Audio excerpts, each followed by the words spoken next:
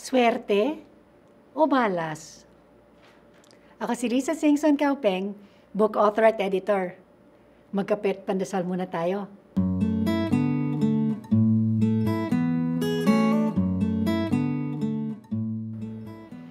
May kwento tungkol sa isang matandang magsasaka na nawalan ng kabayo.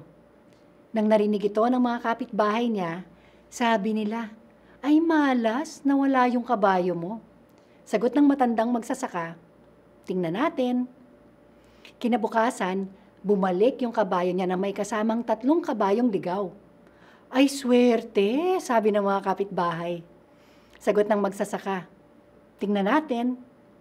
Kinabukasan, sinakyan ng anak ng magsasaka ang isang kabayong ligaw. Nahulog ang binata at nabalian ng buto. "Ay malas," sabi ng mga kapitbahay. Sagot ng magsasaka, "Tingnan natin." Sa sunod na araw, dumating ang mga militar para itipon ang mga kalalakihan upang lumaban sa gera. Dahil pilay ang binata, hindi siya sinama. "Ay swerte," sabi ng mga kapitbahay. Sagot ng magsasaka, "Tingnan natin." Diyan nagtapos ang kwento.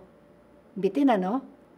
Pero ang silbi ng kwentong ito ay upang maisip natin na minsan yung kala nating swerte, may dulot na kahirapan pala at ang tingin nating malas ay may bit-bit na kabutihan.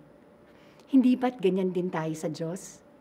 Yung kala nating matinding pagsubok ay sinadya pala ng Diyos upang tayo'y lumago at lalo pang mabasbasan. Kaibigan, walang malas o swerte sa Diyos. Sa kanyang kamay, lahat ay dulot na pagpapala kapag ang kanyang kalooban ang ating hangad.